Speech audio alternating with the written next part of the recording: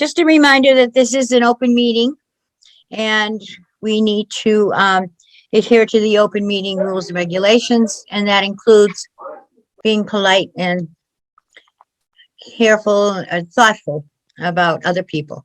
So, all right. Announcements. Board members, do you have any announcements that you would like to make? Oh, no. Oh, Ann Lee came up with one. Just a reminder about the free pantry at the First Baptist Church. Please, if you're in need, please go help yourself. Thank you. That's always a good reminder. Thank you, Ann Lee. Did that trigger a thought for any of the other board members? No? If not, I have a couple. One is I would just like to publicly thank all of the people in town who rose to the occasion and helped the Loving Stitches Knitting Group make many articles for the Friends, which were donated to the Friends to sell at a EHS Friends table at the last Friday's football game. So it was a great success for the Friends, I do believe. I think Dottie isn't with us. I thought she was going to be, but they averaged about $200, and that's pretty remarkable considering this all was put together in like 3 weeks' time. So, yeah. And it was nice to be there. It was a beautiful evening to be out, and Liz was there representing, and myself and Anita were there representing EHS, and Nancy Levine and Dottie Ruiz and Andy. Andy, thank you. Andy were there from the Friends. So it was a great time. And we saw Gary Wilson there. He was working the football game though. So we saw him at the break. And so, but a lot of people were there. It was just enjoyable. So, and thank you. Yeah, it was great. Great evening. And I also want to announce to everybody too that the Loving Stitches Knitting Group will resume meeting in person Monday, November 1st. So people that are interested in joining the knitting group, please come down to 33 Shattuck Street, the multi-purpose room though. No, we're going to be meeting in a larger room so that we can have a little bit more distance between us. And I think the town fair is on. I've heard, I just heard in the Loving Stitches Knitting Group that they had been contacted about the fair because the Friends usually have a table there, and so they need to make arrangements for that. It's going to be held at the Russell Street School this year, as I understand it, because they can spread people out more than they can in the middle school gym. So we'll tune in for that. I think it's going to be held December 4th.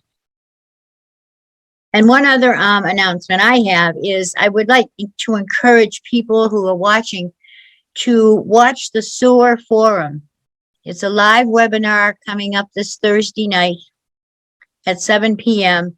And it's about the rezoning of King Street property there and the sewer system.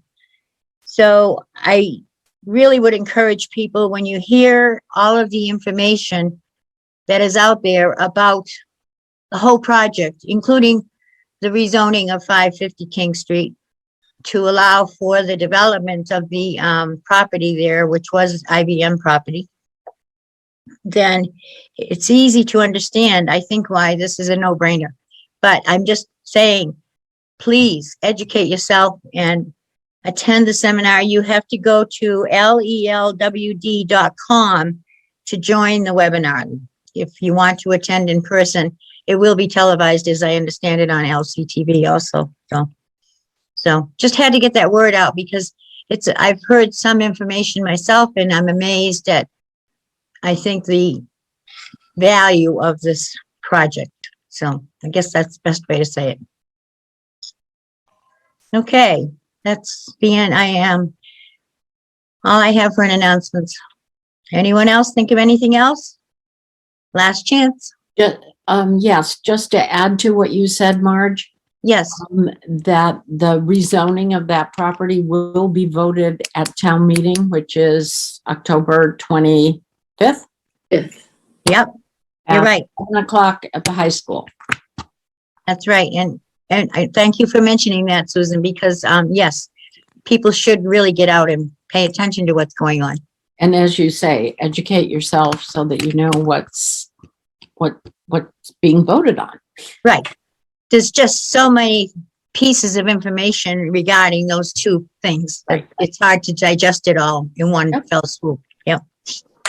And if I may, just one slight, very pedantic correction, which is the town meeting vote is actually just to approve the bylaw, and the actual rezoning will happen at the planning board meeting.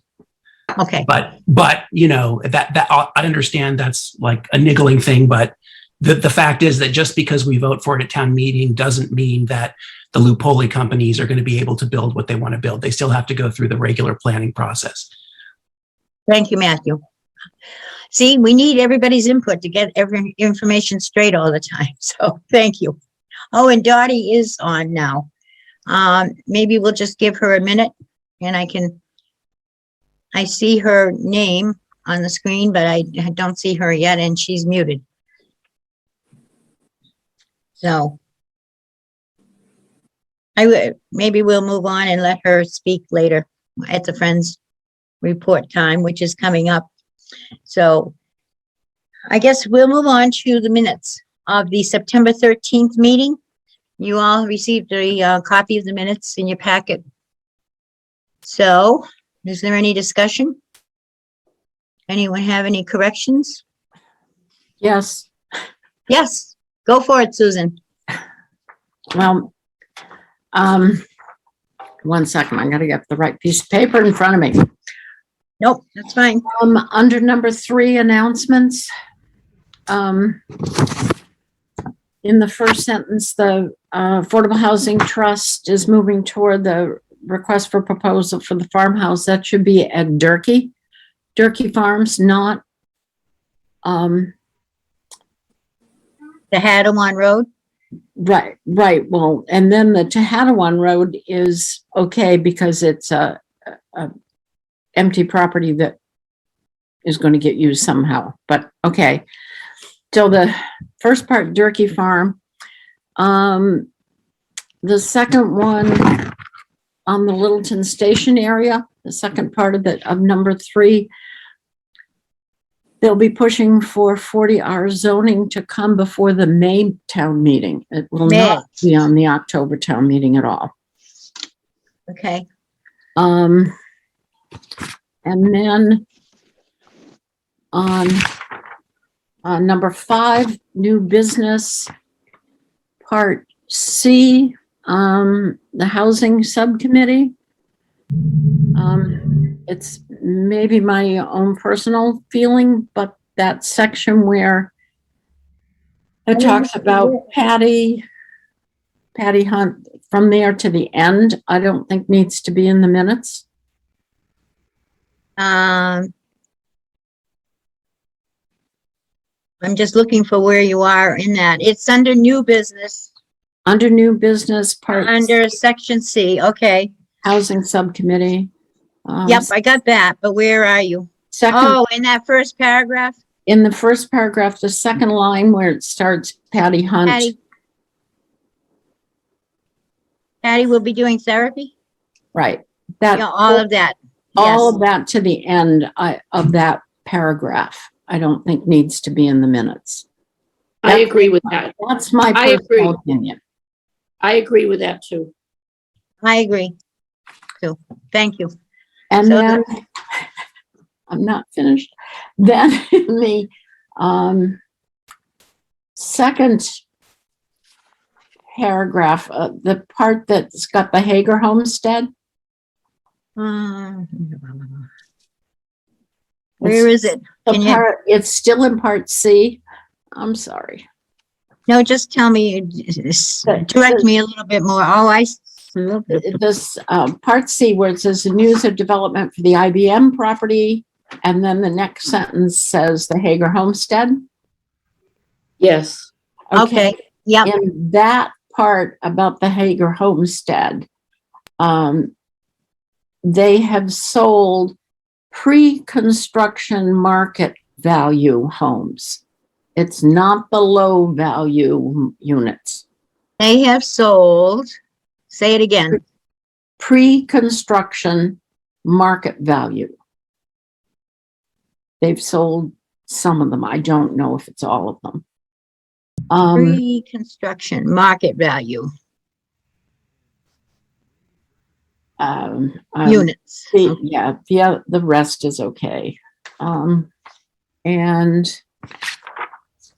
I think that was it.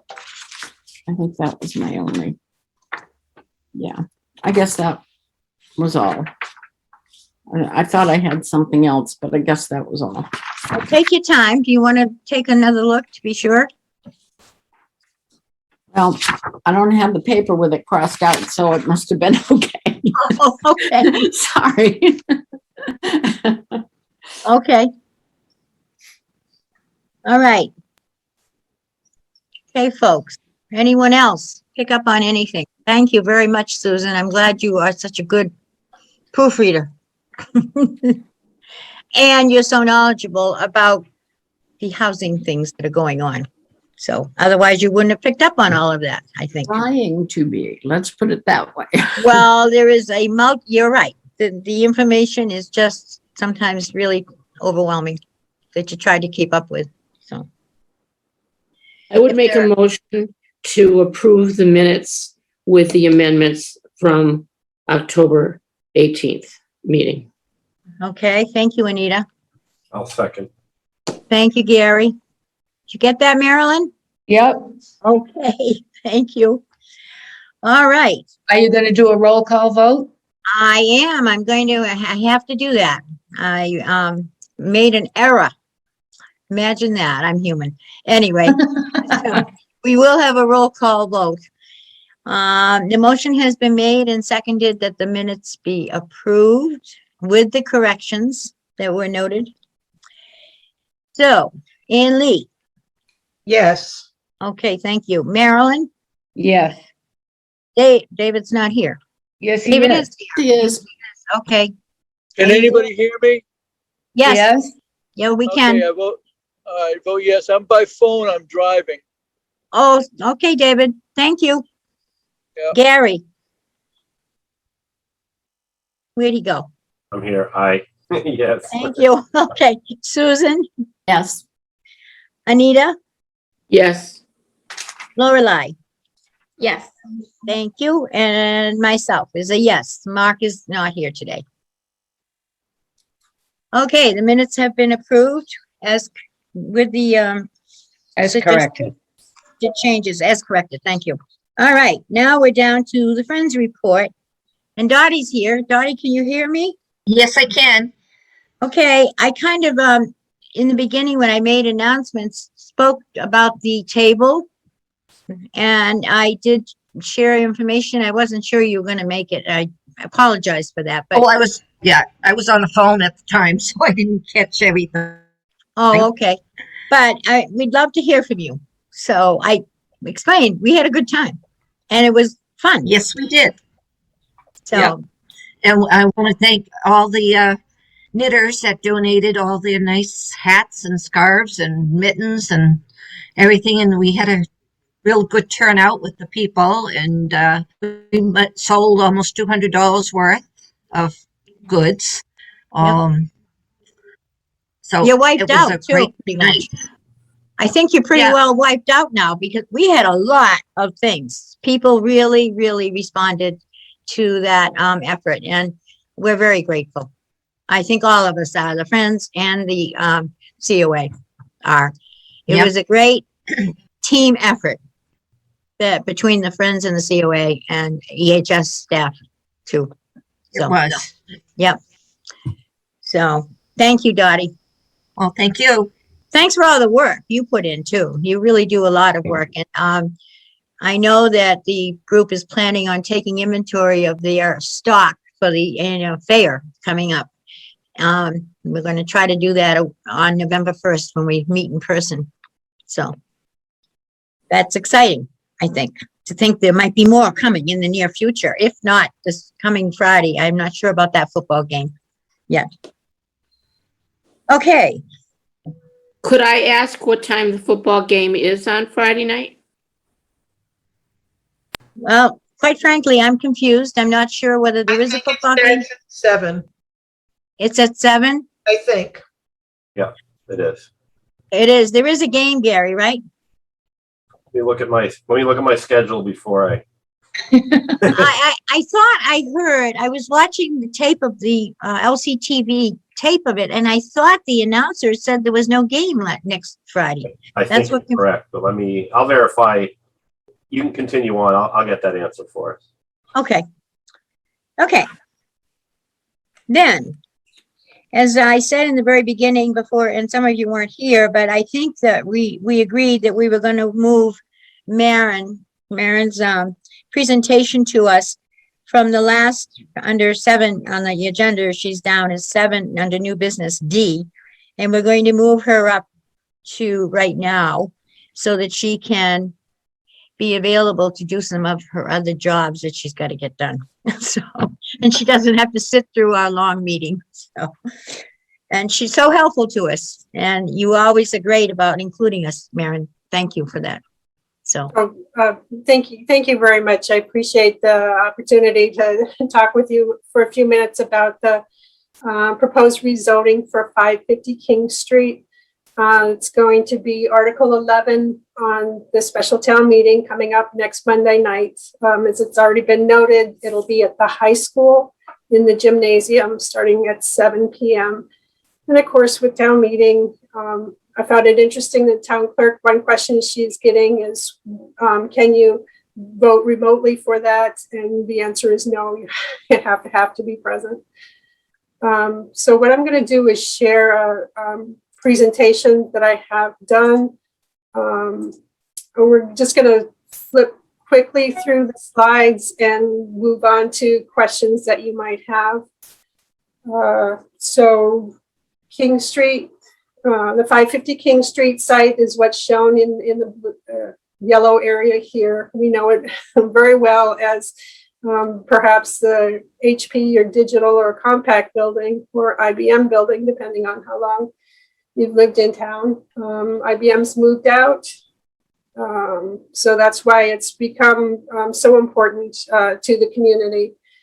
We're looking at a zoning bylaw change for a couple of reasons. One is to promote economic development. One is to provide some housing needs, wonderful opportunity to diversify our housing stock by adding zoning bylaw that would allow for apartments and for additional senior living units.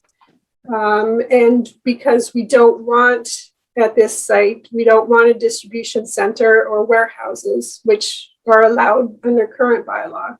So that's, and then why are we proposing it? What is the new bylaw based on? And it's based on all the foundational planning work that we've been doing over the years. I'll go back to 2008 when this site was designated as an expedited permitting site.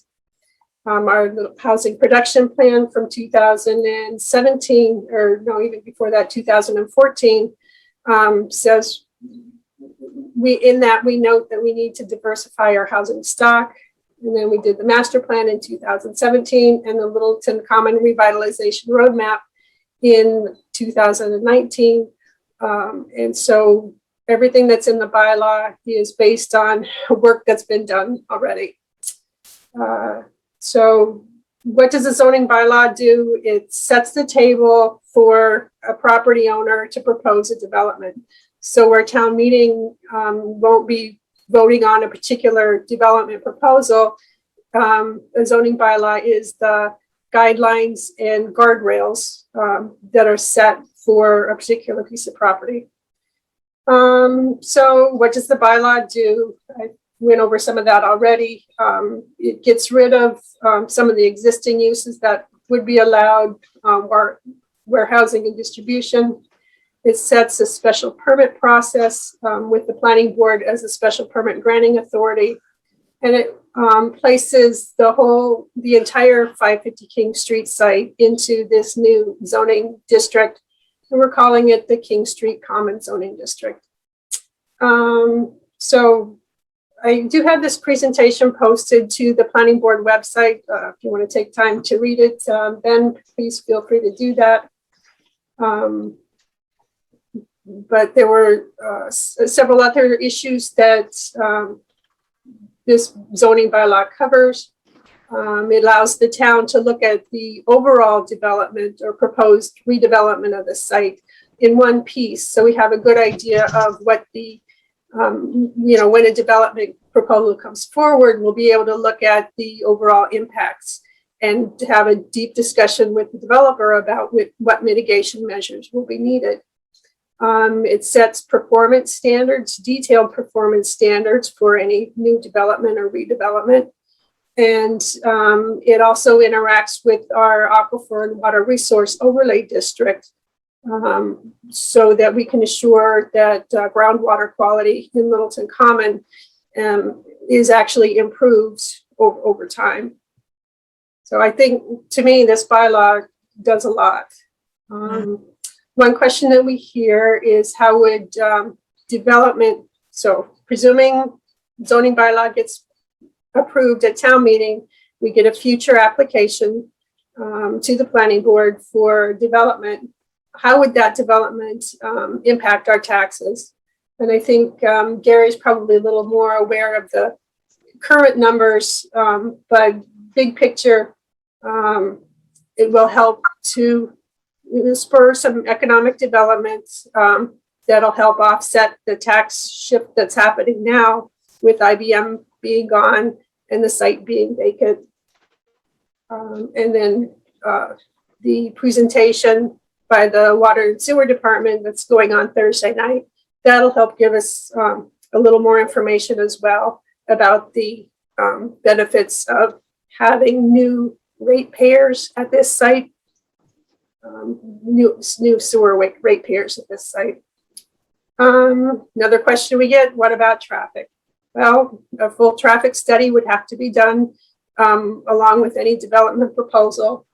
And to me, one of the important issues is by adopting the new bylaw, then we help assure that we don't get tractor trailers through our common because warehousing and distribution would no longer be allowed at that site. And then how would development affect our schools?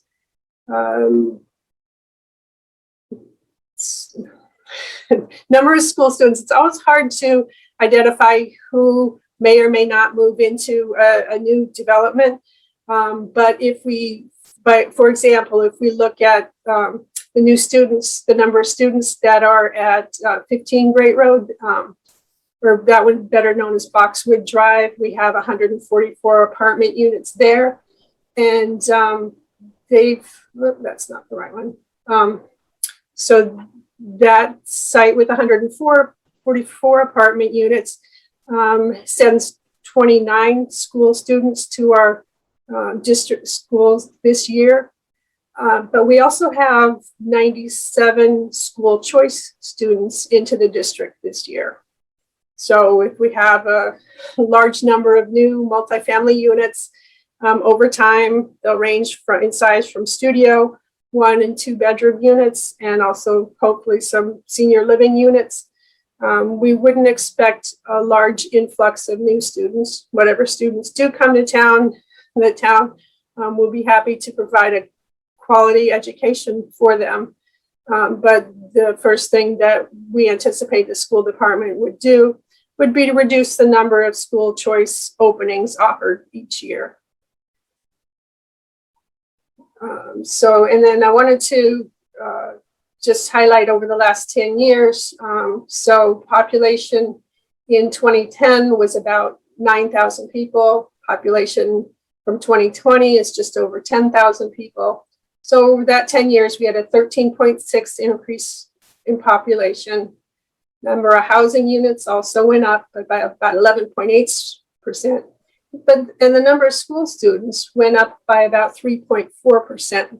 And I noted that I did choose the school populations from this year rather than last year. Last year, the school population was lower because of COVID. So we've had, 11.8% increase in number of housing units and a 3.4% increase in the number of school students. So there's certainly not a one-to-one correlation between number of new housing units and students in our school.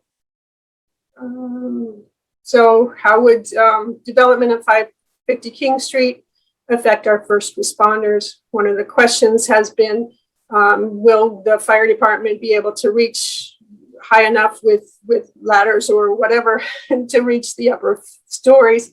And current firefighting techniques don't require equipment to reach every level of a building.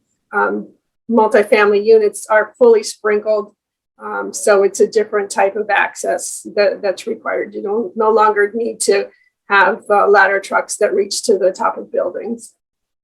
And then we also compared the response rate for, again, Boxwood Drive, that's the 144 apartment units. And 144 housing units, if I recall, is about 3% of our number of housing units in town. And they have about 2.4% of the total calls in the last 5 years. And similar for the police department, about 1.4% of the total police department calls go to those 144 apartment units. So while we would expect that fire and police will be busier because of new households in town, it seems to be at a lower rate than households across the rest of the community. And then another question that we've heard is, how would development and new businesses at 550 King Street affect existing businesses at Littleton Common and at the Point? Well, multifamily housing at this site would bring new customers and consumers into the district, and new tax dollars for the new development would come in with the new buildings, the new structures. And we have new ratepayers to the town sewer, and including multifamily units in development at this site would help Littleton grant application for Mass Works grants or for other infrastructure grants, would greatly increase the number of points that are awarded in reviewing grant application. Wow, that's interesting. And then, so hopefully you've seen some of these pictures already. What could a new development at 550 King Street look like? They're hoping to set aside the existing Tuttle House and the green space. We call it the pear orchard, realizing that there's a handful of pear trees, most of which have been recently replanted, that sit on this site. They're hoping to do a town square, village cluster from the first driveway all the way over to the second driveway of the site that's into the site. The multifamily residential would be in the area, the big wide, the parking lot area that sits over here. And then the two existing buildings, and then the possible future commercial development over to the right-hand side that abuts westward. And they did provide some renderings of what the area up near King Street could look like. So look at this picture, the Tuttle House and the green space would be to the left of this picture. Just some renderings of some designs that they're considering. And I have a couple more of those posted on the website. As you have questions and you hear questions from others, please feel free to send those questions to my office. Do best I can to either respond or find answers to things that I don't know. So that's what I was, yeah, thank you. stop share. Happy to answer any questions now, or let me know if you've heard other questions that you think we should be looking at. Are there any questions from the board? Maren, Mhm. are any of these housing units, are they all rental or are some of them condo and purchasing? Well, we'll know for sure when we get an application. If the zoning bylaw amendment passes, I would expect an application as early as maybe early next year. My guess right now is that the developer is contemplating mostly rental units. But again, that's my guess. Additional questions?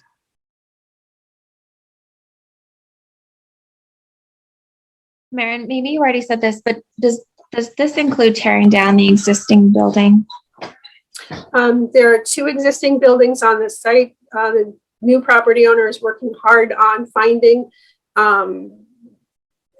businesses or reuse potential for the 2 existing buildings.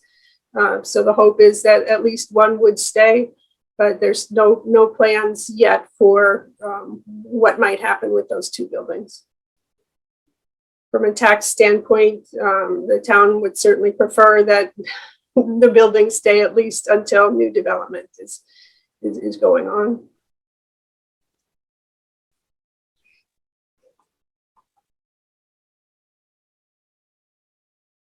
Anyone else have a question? I will just add,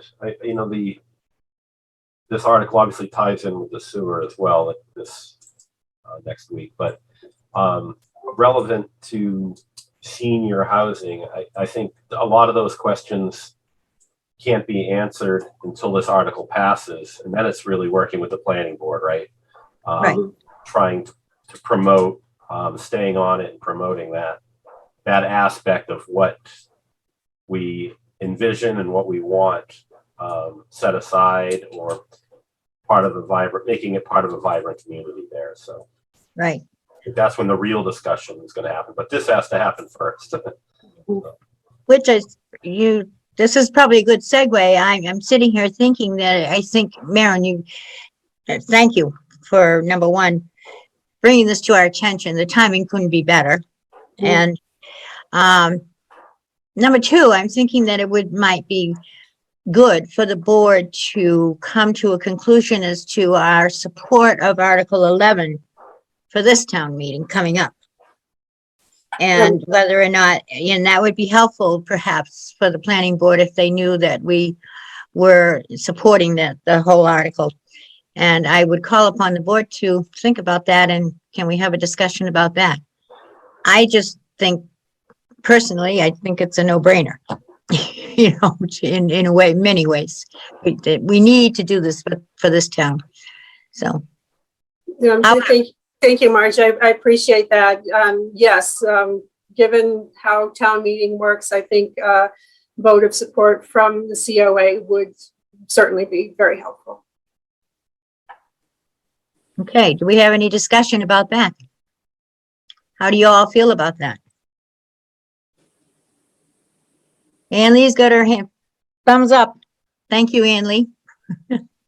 I'm taking that to mean you are in agreement. We should come to a conclusion as to whether we are supporting the Article 11 at town meeting on the 25th.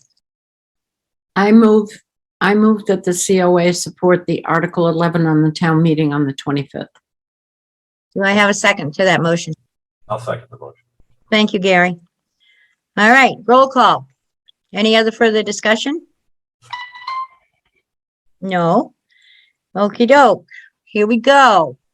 Ann Lee, Yes. thank you. Marilyn, Yes. David, Yes.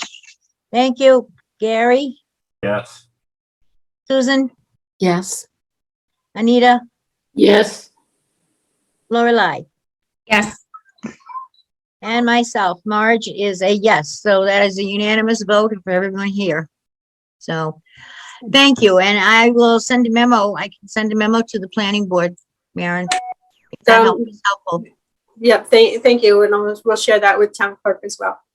Thank you kindly. Yep, thank you, I appreciate it. Well, thank you. No, thank you for never forgetting us and always keeping us in the loop. And Maren reached out to Liz to, see about coming to our meeting today. So I really am grateful that you did.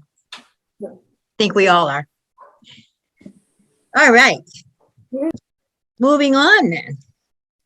We'll go back to old business. If there's no further discussion about this, I think it's very exciting. I feel it's a very exciting time for the town. So lots of exciting things going on in this town right now. So Marge, I'll give you that. There is no football game Friday night. It's actually going to be the game is a Sunday game at Polar Park.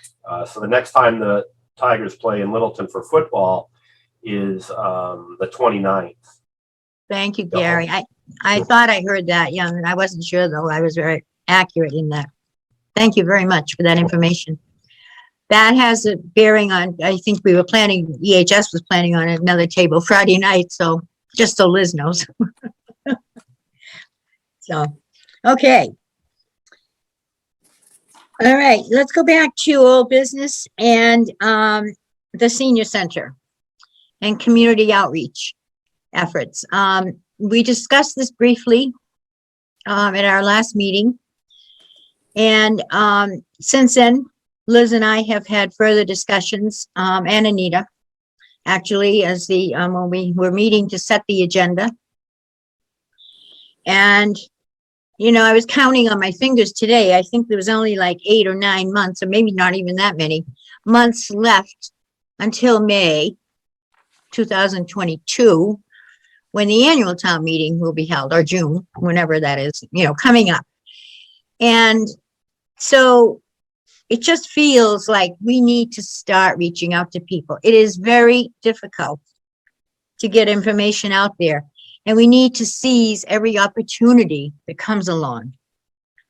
And I know Anita, and I'm sure we talked about this at our planning meeting.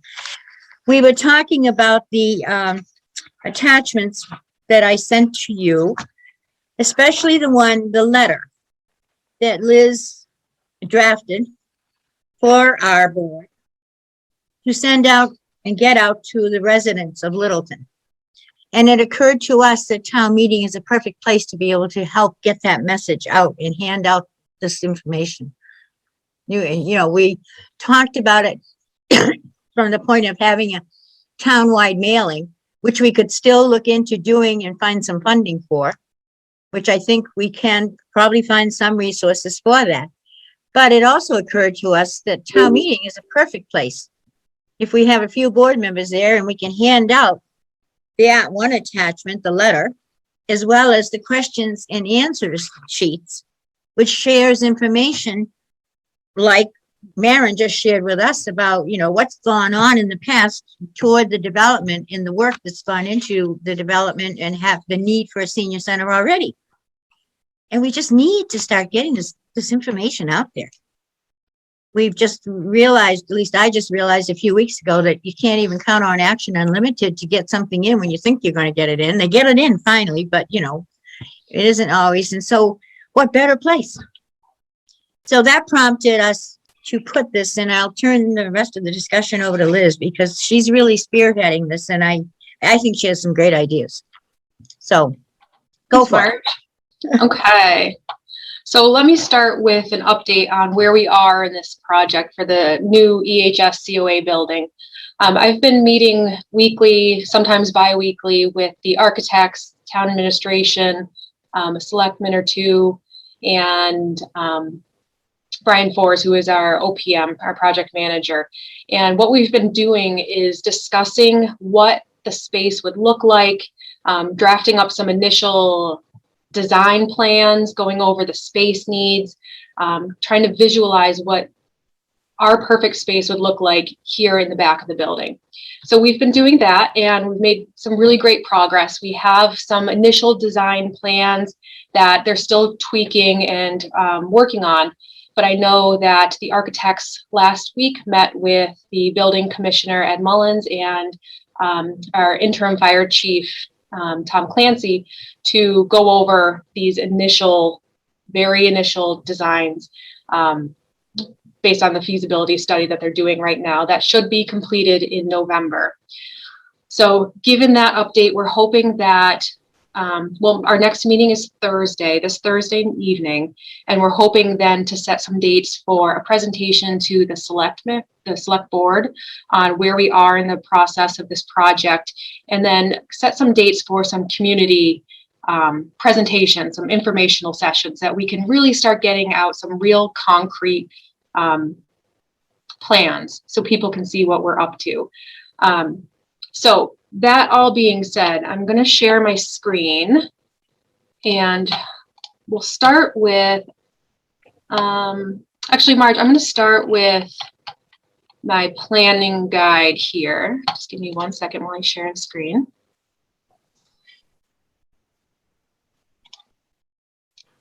And let's see, somebody give me a thumbs up if you can see this EHS COA planning guide. Okay.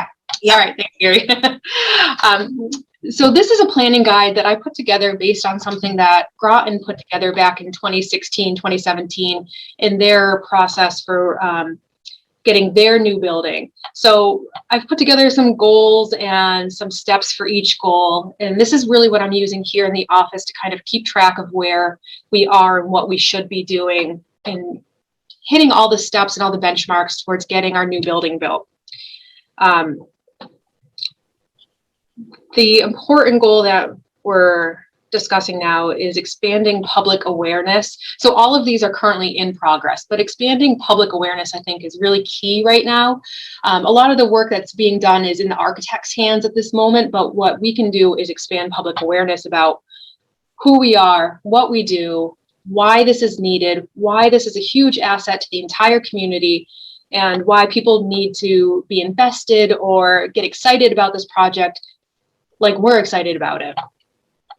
So part of these steps that we're working on is really getting out there and being front-facing public as much as humanly possible. So Lorelei has been amazing writing some articles for the newspapers. We've updated our weekly e-newsletter to be a little more modern and enticing for people to open.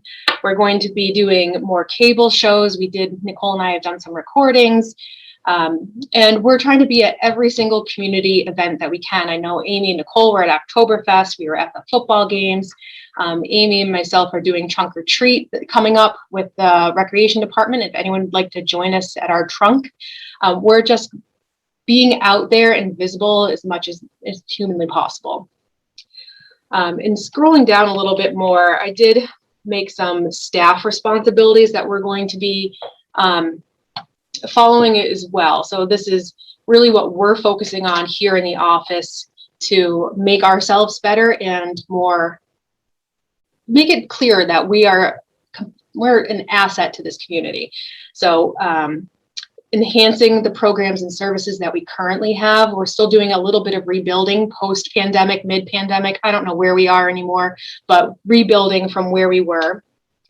Strengthening our organization by updating our database tracking, updating our registration, maybe doing some online registration for programming, reviewing our staffing levels and what we would need in a new building. Right now, we just started the fiscal year 23 budget season, so I'm trying to project into the future of what we're needing, what we will need, and do some capital planning for investments for the next 10 years. And then lastly, our marketing, again, being visible at town events, better utilize cable and print, implement a social media strategy, and use consistent branding throughout all of our platforms. That seems like a small thing, but it makes a difference. When you look professional, you look like you know what you're doing, and everything is consistent and cohesive with who you are as a brand. So that's what we're working on. Now, as part of the information sessions, we were hoping to put together or send out this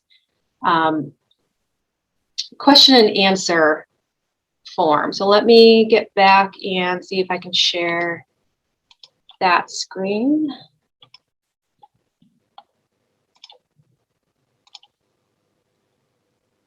Okay. Does everyone see the Q&A screen now? Yep. Okay. Thank you, Marge. So this was a letter from the board to the public, to the community, following up on the last town meeting where there were some questions raised about who we are and who we help and what other options have we explored for space. So this letter would be going out to the public, just letting them know some basic Q&A questions that we get all of the time. So when I scroll down, it's what is Elder and Human Services? What is the Council on Aging? What do we actually provide? What are the services, the tangible things that we help residents with? What is our current need? How is it evolving? What's our projected need for the future? I think a lot of people think maybe senior centers are kind of an old-fashioned thing or kind of dated, but we did a lot of research into what the modern 21st century senior center, active aging center is and what it looks like and how we can benefit the town. And some statistics to drive the point home. What other space options have we explored? And one of the biggest questions, will this be a senior center or will it be viewed as a multi-use center, community center? Which I don't think we know. I know we know it's going to be a senior center, but we also benefit the entire community. So the naming will be crucial here. So put together this letter, this Q&As we talked about, handing it out at town meeting. We talked about mailing it out, and I'd love some feedback or input, or if anyone had a chance to read it. Is it too wordy? Should I chop it down? Should I scrap it? Love to hear some feedback. Thank you, Liz. That's really a lot in a nutshell. So there's just so much to be done and so much going on, but now perhaps maybe everybody feels the same way I do. It's like, we got to get going. Yeah. We got to start moving. We do. I We want have to. everyone to be as excited as we are about this project. Yeah. And how do we build that excitement and build positive feelings around it? I don't want people to think that this is just another town building. I want them to be excited as we are. But they gotta know about it. I've talked to people, quite frankly, that have said to me, it's never going to happen, Marge. And I'm like, I beg to differ with you. It is going to happen. We are going to get there this year. And it is exciting. So anyway. I'd like to make a statement based on the football game from Friday night. And I was handing out the broadcaster to people and asking them if they received them. And at least 3 people said to me they didn't want them because they weren't old. And then I explained to them about the EHS and what we do, and we work with everybody, and they were dumbfounded.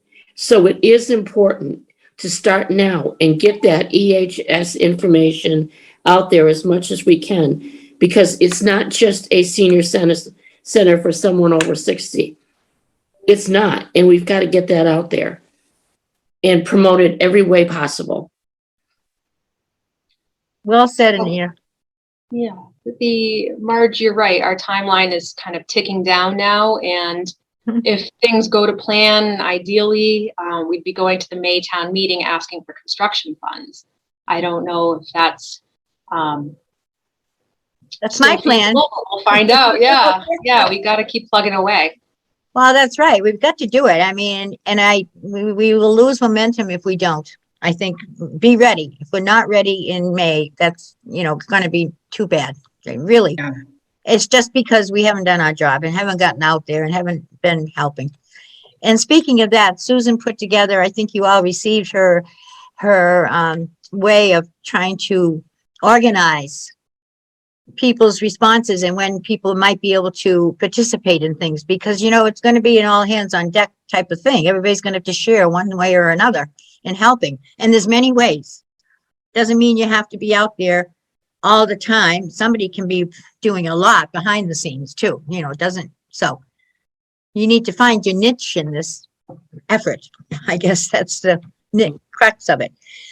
And take advantage of everything. So that's my thought. And that's why I got excited about thinking about handing this letter out. I think it's a wonderfully written letter, and the question and answers are very valuable. So if we can get some copies and 2 or 3 of us be down at town meeting and just hand it out to people when they come in with the other handouts they get, you know, why not?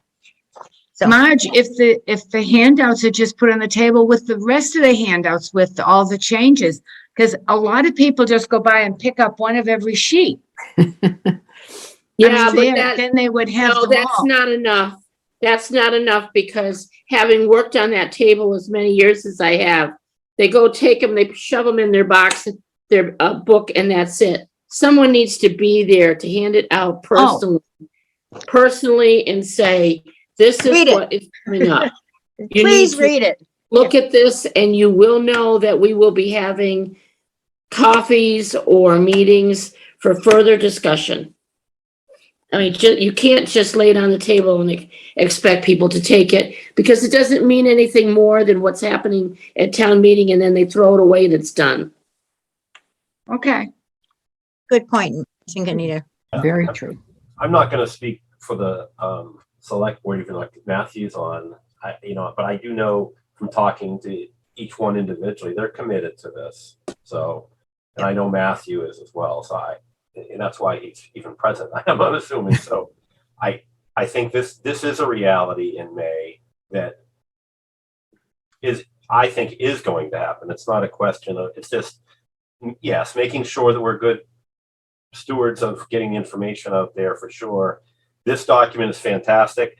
I think everything we're talking about, to some degree, there's a lot of statistics in here that helps people. That number 5, and this has been kind of one of those things that have gone back and forth. We've heard it on the town meeting floor, people wondering what the use are we going to be able to hold a meeting in there for something not senior related? And I think that number, this is probably a good, I think Liz treated it delicately, but I think this will take more shape as the building and the architecture takes shape, right? And we can say, yes, there's going to be space here that could be utilized, I don't know, by a Boy Scout group, in the evening to run, or we can go down the line of things that we could use a space for, different events. But I think this is a fantastic start. But I really think everything we're talking about, naming this facility to making sure that it involves the whole community, is going to be critical in the vote. Even though I'm optimistic to think that we have the vote, no matter what this thing is going to be named. But I think we really need to get the whole community on board and educated on it. So, Matthew, I'm sorry. You could say, no, I'm not for this at all. Go ahead. Oh, no, he wouldn't do that. I just want to share with you all, Matthew was the only one that was ready for our meeting last Monday. Yes. So he's I don't so know whether dedicated.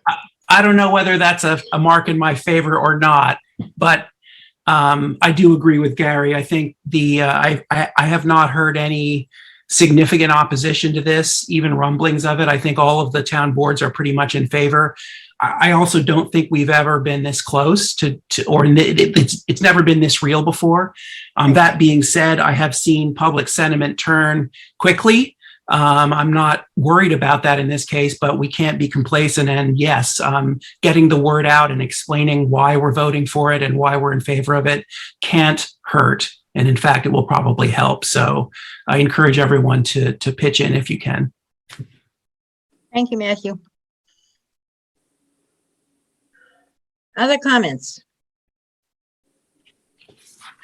I think the letter is excellent, and I'm usually one who goes with the red pen with my after teaching for umpteen million years. And I didn't red pen this at all. um, and I think the really good piece to the question and answer section is that just like Maureen's presentation, it addresses the questions that everybody has had, that we've all heard out there. And that's what needs to be done. I think that needs to be done by more boards in this town, and we can follow the planning board's lead there, Maureen's lead, and go with it too. And I think we do need to stress the EHS component of it, that it's not just a place for seniors and activities for seniors. It's the EHS component is huge. A question I have, if we go to town meeting with it, will we be able to print enough copies to take to town meeting? Where there's a will, there's a way, Anita. There must be a way to be able to get that done. We're talking, I'm glad. 3 pages. Yeah, and I don't think, you probably wouldn't need more than, I would say 200 copies, because fall town meeting is not huge.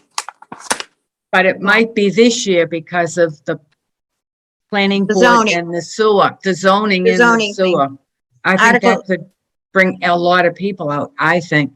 And so I think the more people can hear about the senior center, whatever we call it, maybe it's called the Littleton Center, I think the better, to get them excited and interested. Because when I first moved here 23 years ago, they wanted a senior center, and it always got put down for something else, whether it was a new school or a new this or a new that. So I think we really need to keep it in front of everybody as much as possible. Okay, so I think right now it would be wise. In order for this to be shared, I am going to request, obviously, your names are on the letter. So therefore, I think we need to vote and approve the distribution of it from the board and the attachments, the questions and answers. I mean, we're blessed that Liz did all the work so far. It's really, if you think about it, I'm blessed anyway. So I feel blessed. We're very blessed to have Liz with all the energy and excitement you can see in her face. She's ready to go. Let's get moving, Yeah. Let's support her. Yeah, that's our job. Yep. So I make a motion that we accept the letter of Elder and Human Service Council on Aging Building, question and answer. packet. The packet? The packet. Yeah. I would make a motion that we accept the packet as our way of getting everything out to the citizens of Littleton as our first step. Second. Seconded by Susan. Thank you. Is there any more discussion? David, are you still there? He's muted. Yeah, I'm here. I wasn't sure because you were in the car on the phone and whether or not you were able to. I went through a dead spot for 10 minutes, but I'm back. Oh, have you heard this discussion about the letter and getting information out? I heard the beginning of it, and I heard just this last 5 minutes. I missed the whole okay. middle, but go You ahead, missed- call for a vote. Okay, you missed Gary and Matthew probably. They were speaking very positively, so. Not that the other board members haven't been positive. I don't mean to infer that, but anyway. All right, if there's no further discussion, goodness, we're being busy today. I have to get my little sheet out so I do my roll call accurately. Okay. Are we ready to vote? Ann Lee has left, as she said she had to. So, I will move on to Marilyn. Yes. Yes, David, Yes. thank you. Gary, Yes. Susan, Yes. Yes. Anita, and Lorelei, Yes. and Marge is a yes. So again, thank you all. I think this is a great start and I'm excited. And we just need to keep it going. And incidentally, I just wanted to thank, I don't know if all of you are aware that Lorelei has been writing articles. She's very talented when it comes to writing. Well, in many ways, but anyway, she's very talented and helpful with writing articles. And she's done some great articles about EHS. And I think I'm going to maybe, I hope I'm not wrong, but I think I do recall Liz saying to me, I'd like to see something in the paper every single week between now and May of 2022. So put your thinking caps on about, it doesn't have to be about the senior center. It needs to be about EHS and COA and what's happening and what's going on, just so people are aware more about it all. So if you have any ideas about articles or anything, speak up. Yes, Marilyn. What about putting articles in the Lowell Sun? They never print them. I've sent many. I wrote many articles from last March, April. Okay, I Many. was just Yeah, I know. curious because I see all the other towns in it, and that's why I wondered. I have submitted, I can't tell you. In fact, I just canceled my subscription to the Lowell Sun because I'm so annoyed with them. But back in March and April, May, I was writing almost an article a week myself, and not one of them made the Lowell Sun. They did get into the Eagle Independent and Action Unlimited. So, But you can't count on the Littleton Independent either. no, the Eagle Independent. You can't, because sometimes it does, and also they change the titles of your articles without telling you. You know, it just put it in print. It was like the one that we had in, Lorelei and I talked about the one about loving stitches, and they changed the title. The Eagle Independent changed the title to that Littleton. It was something about having a clothing drive. Right, I saw that. Yeah, and it wasn't titled that at all. It was all about the knitting group. So anyway, yeah, I don't need to talk anymore about that, but they do publish things. I don't mean to be critical publicly about the Eagle Independent. I don't know how come that happened, but most of the time they are very good about getting articles in. And Margaret Smith has been great to us. So I don't want to send out a wrong message here about that. And I believe that Sue and I are going to interview Liz on our program highlights this month. Great. It's another way to get information out. So, Liz, is there anything else that we can help you with right now with this whole, you've got it down in your head better than I do in mine. As far as the planning goes, what would you like the board also to be doing other than helping out and being like a town meeting? I don't think everybody has to be there. And I understand Gary's he wears so many shirts, and Matthew. But I think if there's 2 or 3 people with you at a town meeting helping to hand things out, would that be good enough? Oh, yeah. Yeah. And if anyone wants to join us for a trunk or treat, yeah, we'd love company. When is trunk or treat? The 30th. The 30th. Oh, it's on Saturday? On Saturday, the 30th. Oh, I'm in New Hampshire for a football game. Oh, yeah, I have it. It's at Fay Park, right? No? I think it was at the 300 King Street, isn't it? I think it's at Alumni Field. Alumni Field. I think they moved it. At Russell. Yeah. Yeah, I think Lorelei's right. Alumni Field? Okay. Yeah. Maybe, go ahead. Maybe this handout should be put on bright colored paper. Amy and I were talking about making little candy bags and sticking our cards in the candy bags.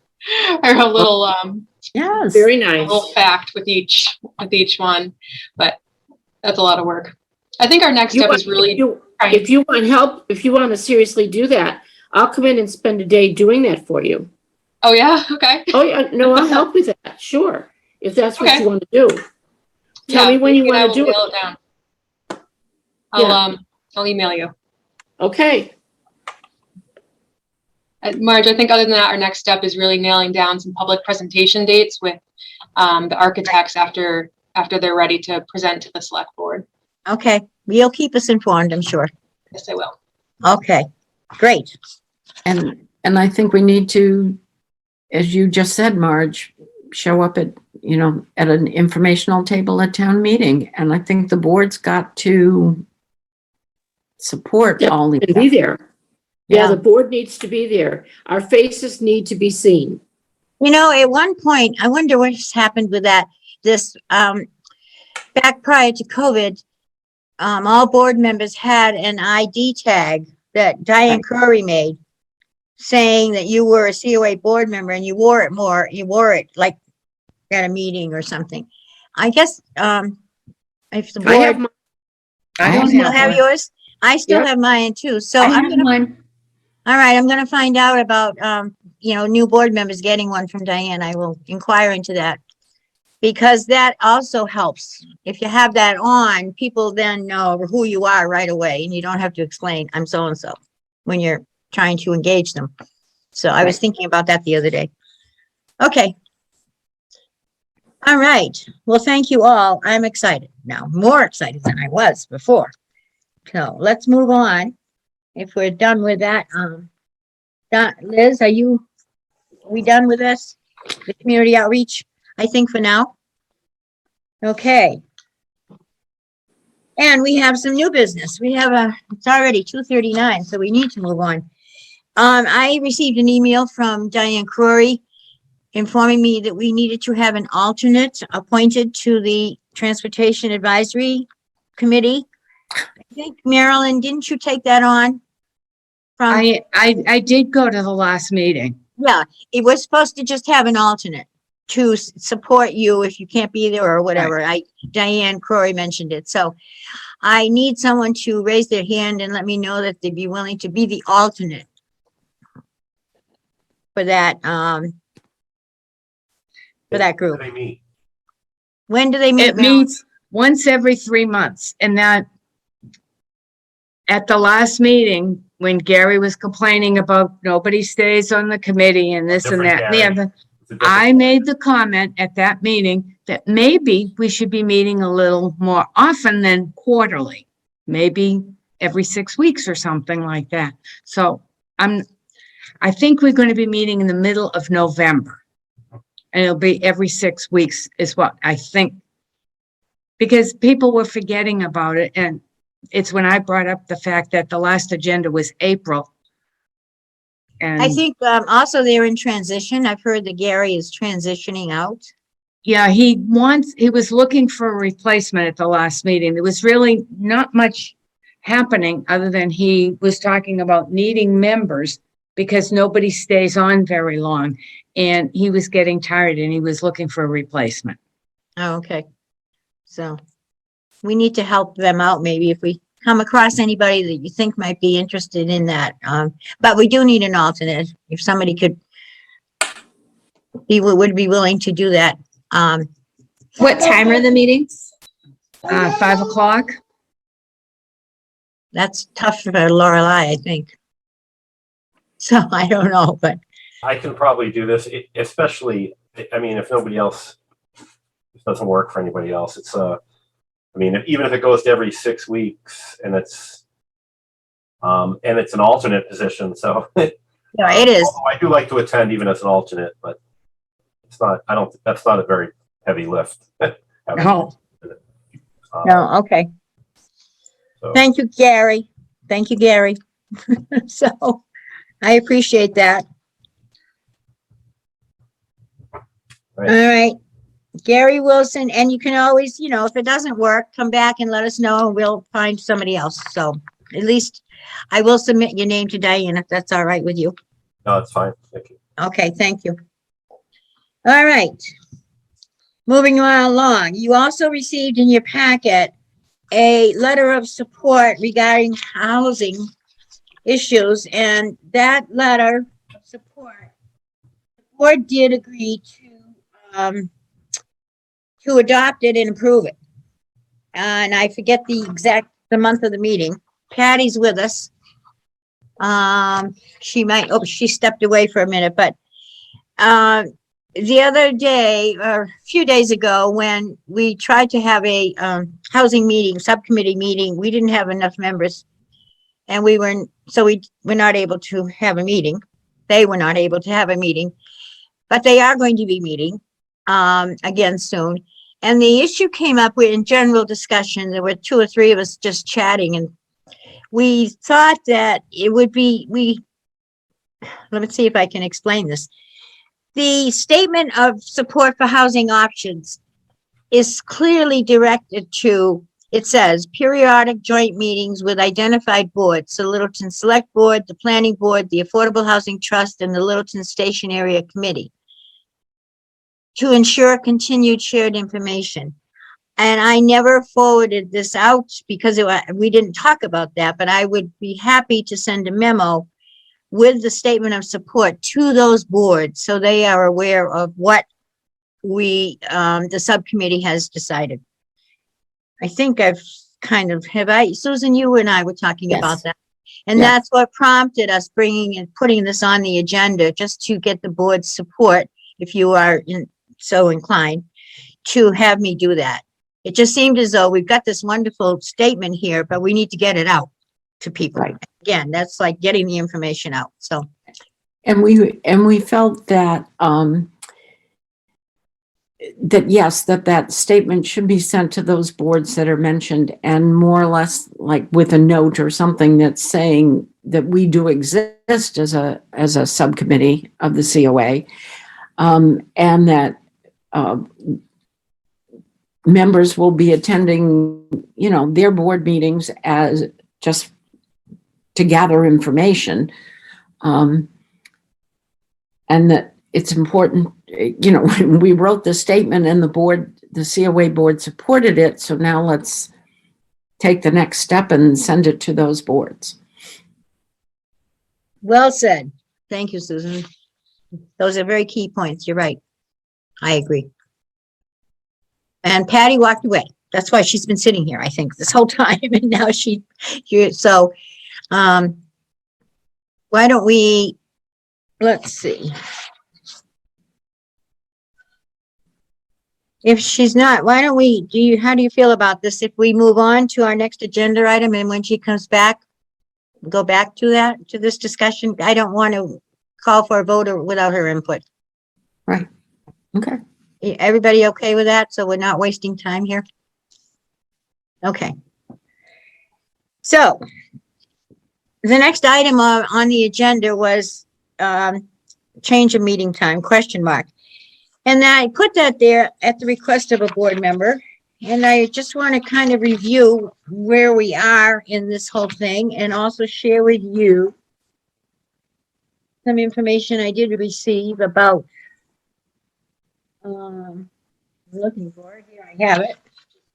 Gotten out of my order.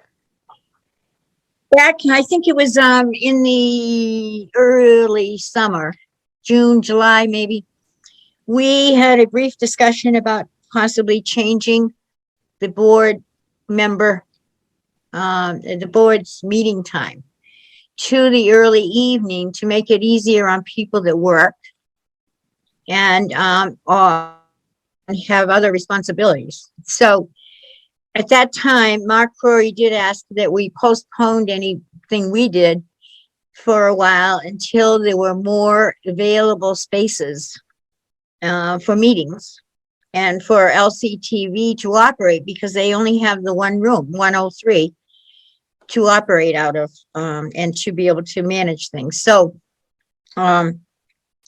we postponed. Well, fall is here. It's almost November. And so I'm bringing it back and would like to talk about it. We talked back then about, as I said, I think 6 o'clock was mentioned, early evening. And at the time, it was very difficult to even find a slot. I looked, and I still have that piece of paper when I did my research about how many meetings are held in the evenings, and finding even a day of the week when it was available, when they were so limited. LCTV was so limited, it was difficult. So I sent an email to Mark Corey, and he answered me. I asked him about it, told him the situation. And I asked him if we were close to getting additional rooms yet. And so that, you know, to expand the abilities of LCTV. And he responded, we have been working on a grid of all the meetings we cover and location, days, and times that they occur. Once the library is opened, we will have a better idea. They, the library, have been delayed. However, I just heard today, they are opening November 1st, and they're moving. They have started moving out of Shattuck Street now. So he said, this was a week ago, he said, I will definitely communicate a plan in the next few weeks. So it sounds like we are on the verge of having more flexibility. And that's why I'm bringing it to you now, to see if we can discuss this. I know there are several people that work. You know, Mark works, David works, Lorelei works, in addition to taking care of 2 kids. So, yeah. And I don't know what it means to the staff, too, if we do that. So we need to have a brief discussion, but I'm going to, having said all that, put it on hold because Patty's back now. So we're going to go back to finishing the section on the previous issue about the review of letter of support regarding housing. And Patty, I explained to them, Susan and I explained to the board why we are bringing this letter of support forward for a vote and to get the information out via a memo, et cetera, to the individual boards. So you have a wonderful statement. The board supported it. We just didn't share it.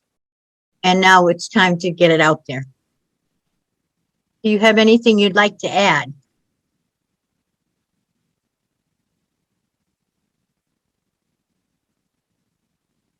Did you hear me, Patty? Oh, yes, I'm sorry. I had to step away for a minute. That's all right. We came back to it. We did not want to vote on the issue of getting the letter of support out without you being present and having a chance to make any comments you would like to make as chair of that group.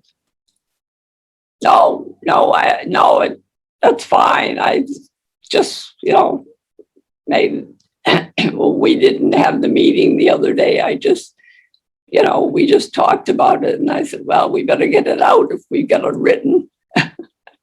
Yep. I mean, if that's what the board's going to do, they should, really get it out, considering all these new proposals that might be coming up. Right. Okay. Does anybody have any questions for Patty about that? If not, we can entertain a motion. I move that we send the statement of support for the housing subcommittee to the appropriate boards. And could I add in there, we as a committee didn't discuss it, but I think the station area committee should also be included in the list. They are.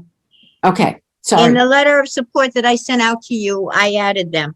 Oh, okay. Under All number right. 3. Yeah, I added we talked about that. The Littleton Station Area Committee is listed. Sorry. Yep.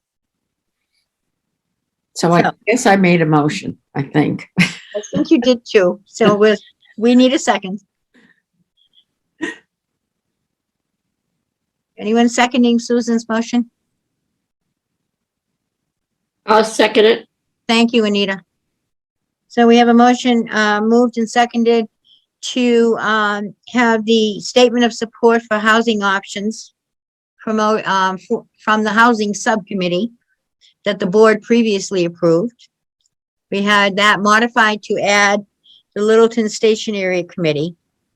And now we're also voting to have a memo sent out to the select board, the planning board, the Affordable Housing Trust, as well as the Littleton Station Area Committee, to share the information with them and also share the fact that the housing subcommittee, COA subcommittee, does exist and members will be attending their individual meetings.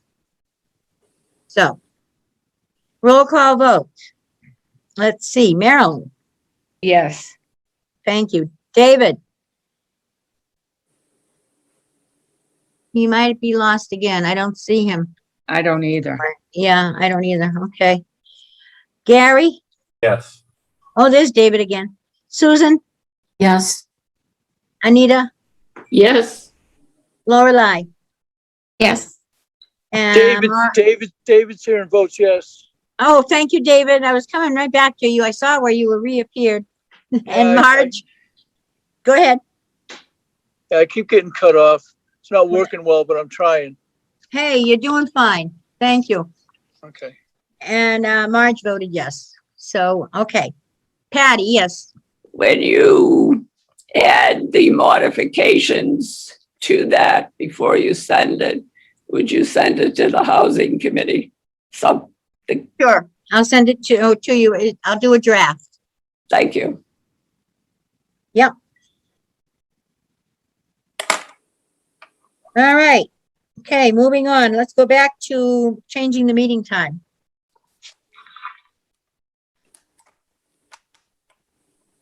Do we have questions about that? Thoughts? There's my agenda.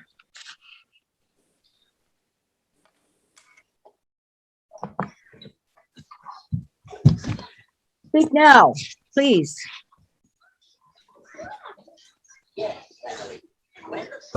So we have a member that's having trouble with this time. So I guess the goal would be to find a time where another member doesn't have a conflict, right?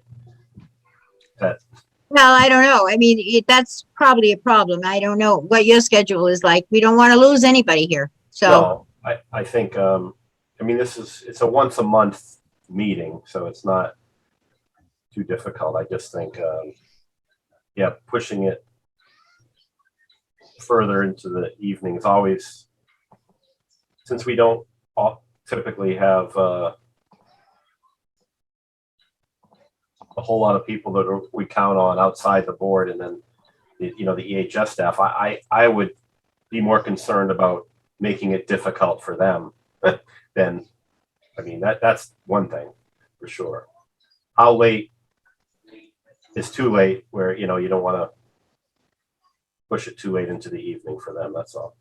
right. Well, the other Madam thing Chair, is, Madam Yes, Chairman, permission to speak. So I can't really follow all of what's going on. I know somebody was mentioning 6 o'clock. So I'm out here, all right, 1:30, usually I can do it, but we're so short. People are out, people are sick, all kinds of stuff. So I'm here stuck. I'm going to Nashua now, and I just came from Lincoln. All right. And if we could just start for a while, all right, just change it from 1:30 maybe to 3. Okay. And then, 6 months from now, maybe revisit it. I could live with that. But I'll just throw that out there as a suggestion. It doesn't need to be 6 o'clock. Even 2:30 I could live with. I don't know about everybody else, but that's my 2 cents. So I'll give it back to you guys to talk about. I'll listen. okay. Other comments? Discussion? How does the staff feel?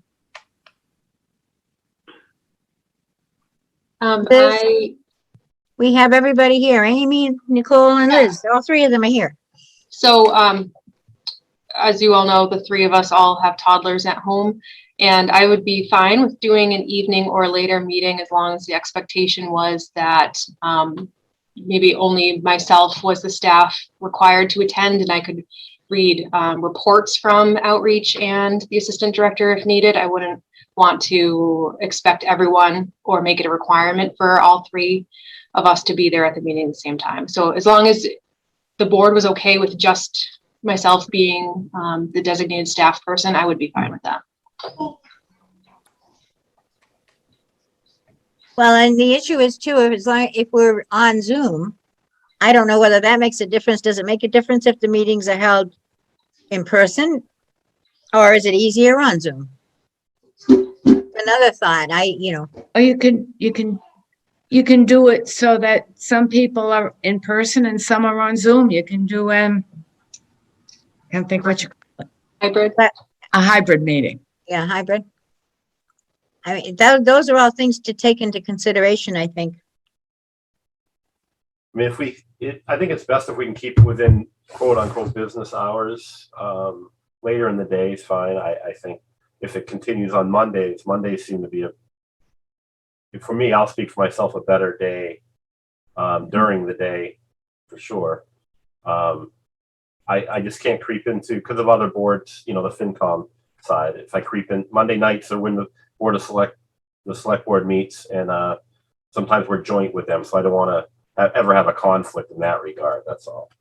So anything, the earlier the better in the evening, I should say, or late afternoon. Okay. Yes, Marilyn. I also am tied in with FinCom as well as PMBC, which meets on Wednesday evening. And this group will probably have a representative to PMBC. It could even be me when this senior center keeps going. Okay. Oh, I see Judy's here. Judy Reed is here. Is that because we're over 3, going past 3, Judy? You're muted. You're muted. Yay, somebody had to finally say it to me. So no, I got a little birdie told me that you guys were talking about moving the meeting time or date, and so I kind of popped on to see what you guys were discussing and how I could possibly help with that. Oh, we don't know what we want. We're just trying to find what works for everybody. So we're exploring right now. Okay. So, thank you. And I did send to Mark. I've talked to Mark a couple of times about this. So, we're just trying to figure out if it makes it easier. We don't want to lose anybody in the board. We've got a great board. And I was just thinking about it. Another aspect is it that when Gary mentioned, once a month meeting, it isn't that difficult. But then I was thinking, well, wait a minute. Some people are involved. Most board members are involved on subcommittees. And that can then means 2 meetings a month. And so that can make things a little bit more difficult. So, but then again, if it's really a problem, maybe we can be flexible too about duties. So, yeah, I don't know. Are you looking at evening meetings or staying in the mid-afternoon? Well, originally people had suggested that we might transition to an early evening meeting, around 6 or something like that. And that was difficult for some people, especially women who prepare meals for spouses, etc. But then they said, well, once a month I can handle that, have something prepared ahead or whatever. But anyway, so we really haven't come to any conclusions. And I just brought it up again because Mark had said, wait until the fall when we have more rooms available, which is going to be happening soon with the library opening anyway. And the police station should be ready fairly soon as well. Right. So he had said in the fall. So we're bringing it up again in the fall. Okay. I do know that we've been working on kind of a grid, color-coded grid, trying to figure out who meets when and where and how best to suit your needs. So I know certain rooms would probably be better suited for you than others, given that some of them have a PA system so that the audience could hear a little bit better, or you could hear them a little bit better. If you go back to in-person or hybrid. So yeah, okay. We currently have you on Thursday evenings, if you had wanted the second Thursday evening of the month in 103. But I know that this hasn't been shopped around too much. Oh, really? But if that, I don't know if you wanted to, we're kind of holding that slot in case you wanted it, is what I'm trying to say. Oh, okay. So if Thursday evening. At what time? What time? Thursday evening? Thursday evening for room 103. Yeah. If that's something that the board had interest in, great. If you don't have interest in, let us know. Oh, okay. I had no clue, folks, about that. No, we've been internally trying to figure out what would be our suggestion. And I apologize to anybody else if I let the cat out of the bag on that one, but it seems like you guys were having the conversation and I throw it out as an option. Oh, no, we are. And I have a piece of paper here where I tried to figure out all the schedules of all the meetings and what you people do. And it was very confusing. So, and I just know that the evening hours are limited. So quick little look. I know that this is still in the works. So whether I had. What time would you schedule?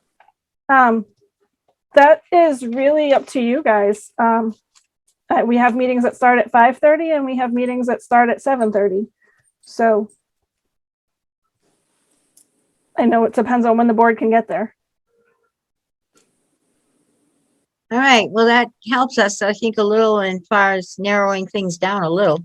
Now you have availability during the day though, And we, pretty Yeah. wide open, correct? yeah, It really depends on if the room's being used for something else. So that's a Diane question. Or your question, because if you're using the rooms for an activity, then. Marge, if I may, Yeah. speak to Judy. So Judy, just out of curiosity, our boards, as we move forward, just say the pandemic just completely disappeared tomorrow. Is there conversation about continuing a hybrid model so that, I mean, I like the idea, no matter when we move to this, Liz and her staff can continue to virtually log in if they had to, and they can continue working from wherever they are and not have to, completely dedicate the time, especially if it's during work hours. I just didn't know if the hybrid model looks like it's going to be a thing that continues to the foreseeable future. All rooms are either 103 is definitely configured. The fire department is configured for hybrid. The police department is configured. I think we're waiting on one more piece of equipment. And basically all rooms will be outfitted to do hybrid because we figured that's going to happen. That's the library as well? Yeah, it will be. It's not right now. wow. Yeah, we've been busy I trying guess you have, well, trying to prepare for everybody.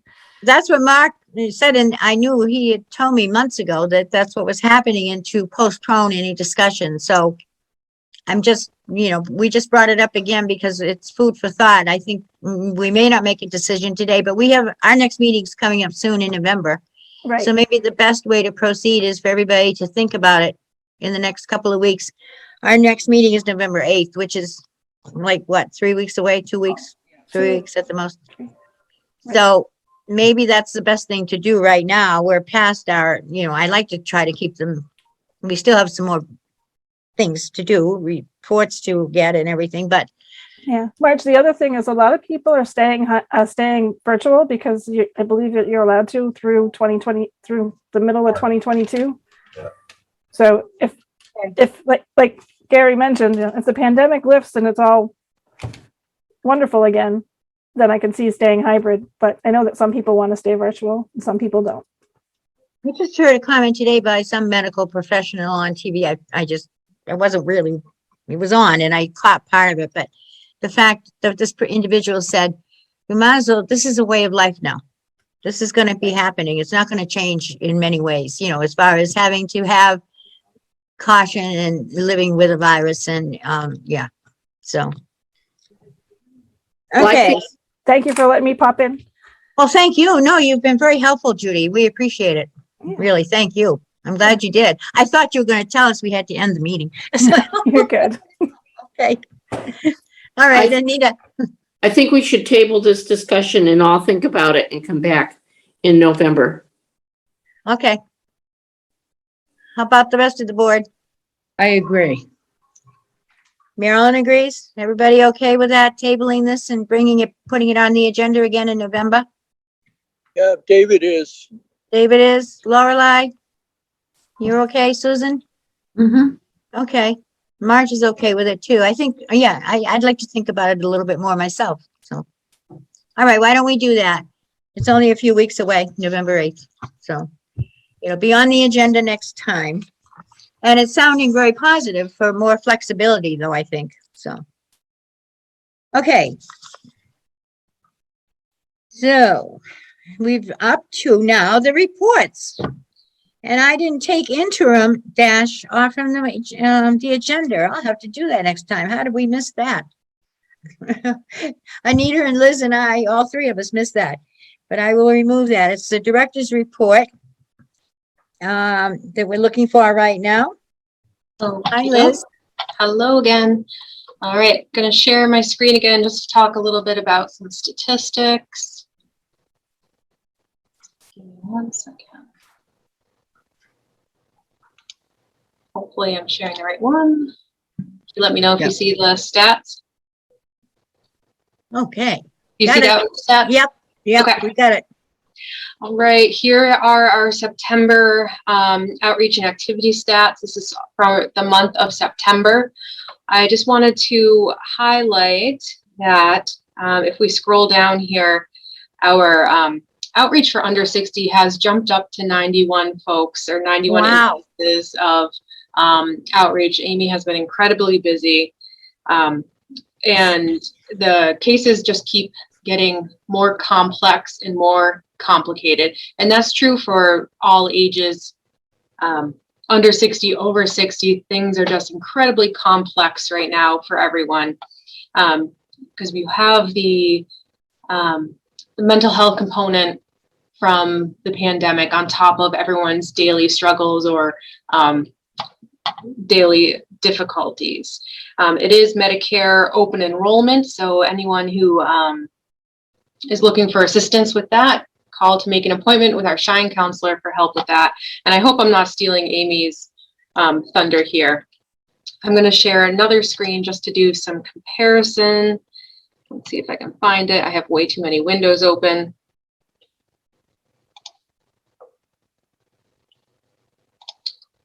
I'm going to stop sharing for a second so I can open it up. And I'll share again. Okay. And this is just a comparison from August to September, so you can see the numbers, especially here, the outreach number jumping, transportation kind of holding steady where it usually is.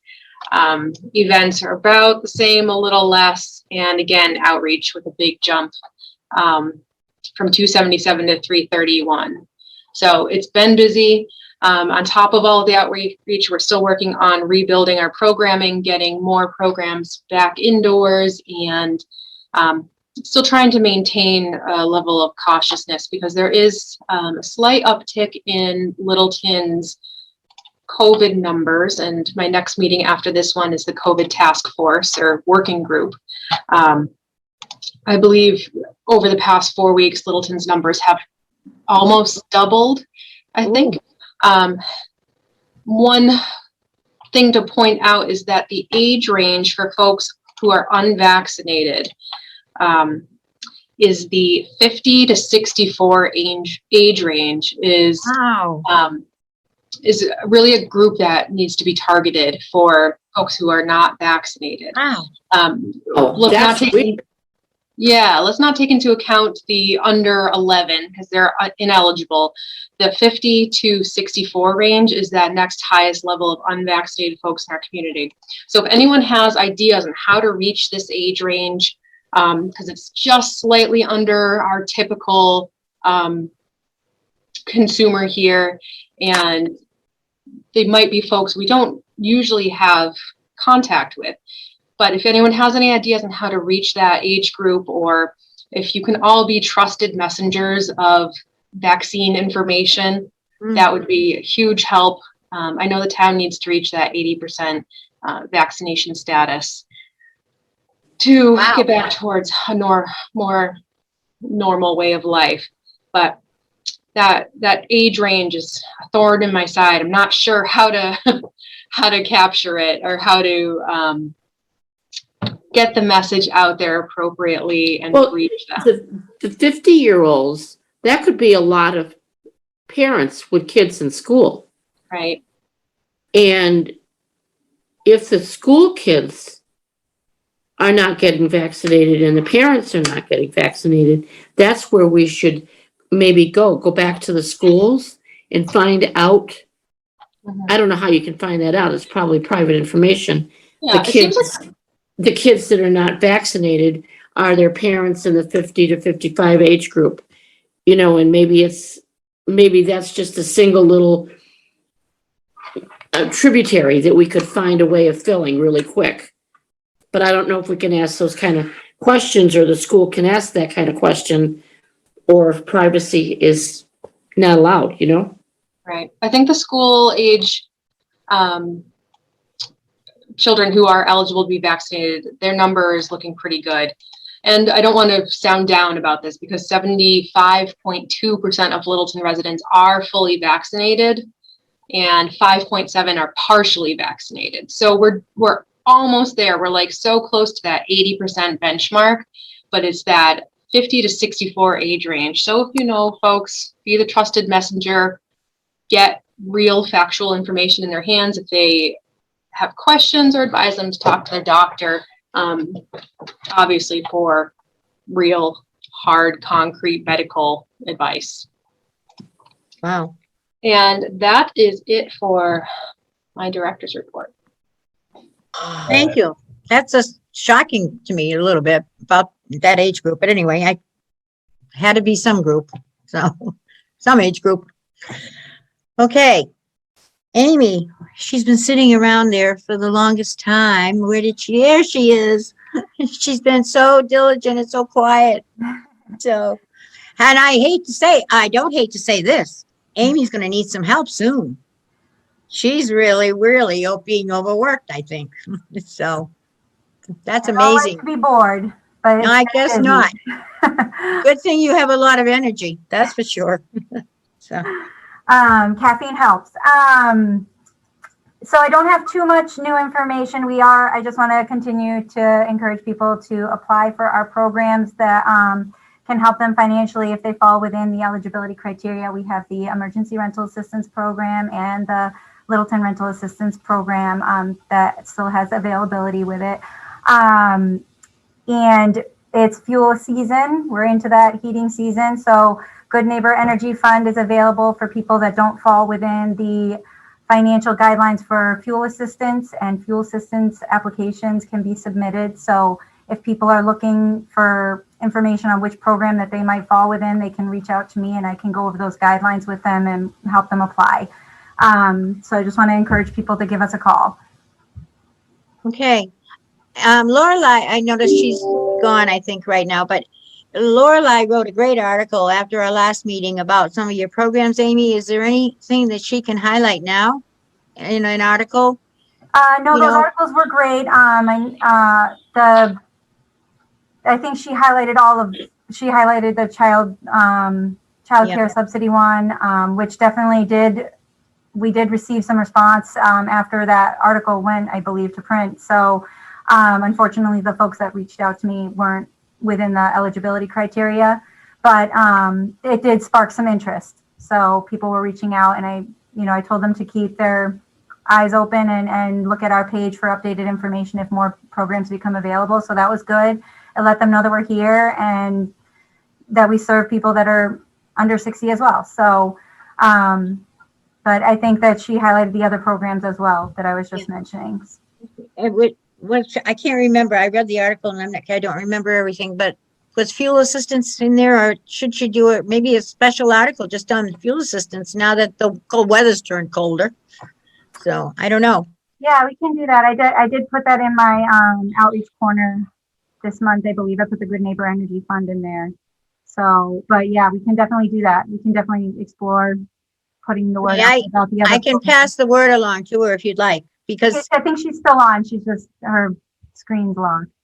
Okay. I'm breastfeeding. I'm sorry. Well, that's okay. We understand. We were talking. I was asking Amy if there were any programs or anything she would like an article about, and we were talking about fuel assistance. Now the weather's turned finally to cool weather, so I don't know whether that's a good one to highlight. Yeah, energy assistance programs. We can definitely do that. Sure, I'll email you for more info, Amy. Sure, sounds great. Okay, great.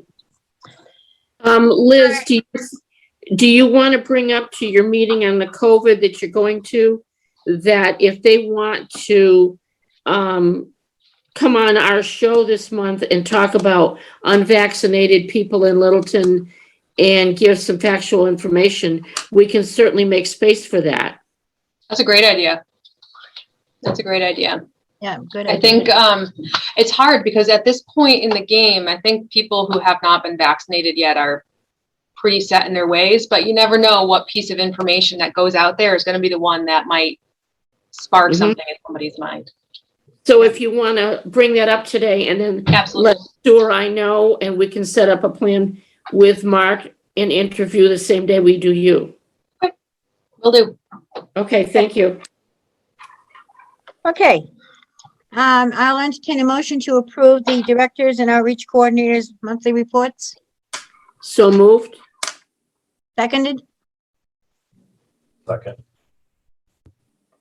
Gary, thank you. Marilyn, it was Gary. Yep. Yes. Okay, I think we're getting close to the last roll call. This takes time, you know, this whole thing. So Marilyn, Yes.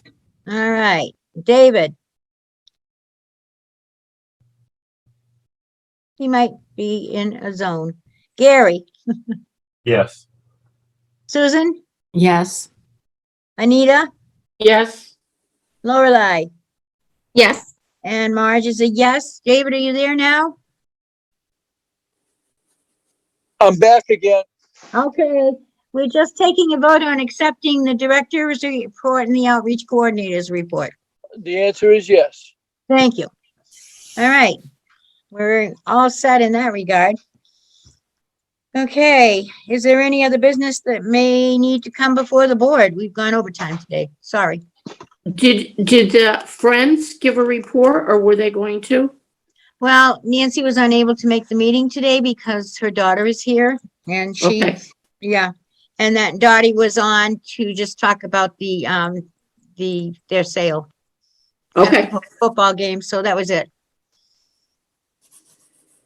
Yeah, we have no one else from the public available or waiting, do we, Liz? Don't want to ignore anybody. I didn't see anybody, but okay. I will entertain a motion to adjourn. Motion to adjourn. Thank you, David. Do we have a second? Second. Anita, seconded. All right, last roll call. Marilyn, Yes. David, yes. From Nashua Live, David. Oh, Yes. David, yes. Okay, thank you, David, for being so great about this. Gary, Oh, gosh. From my basement, yes. Susan, Yeah, from my Croatia courtyard, yes. I don't even know if I want to ask Anita. Anita? From my dining room table. Okay. Lorelei. You all know what I'm doing. Yes. Okay, and she's in her house. Let's see. Myself, Marge is a yes. Thank you. We squeezed in an awful lot of business today, and I appreciate it.